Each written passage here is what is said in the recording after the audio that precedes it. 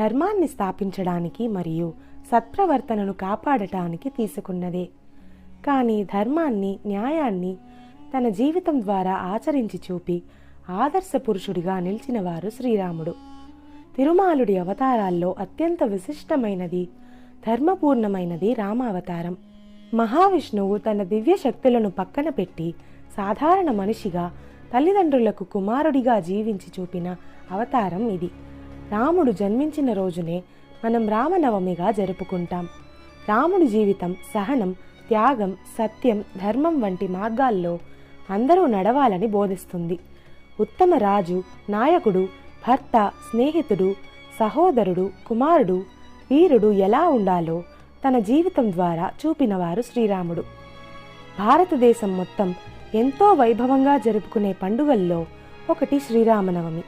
శ్రీరాముడు అవతరించిన అయోధ్య నగరం మాత్రం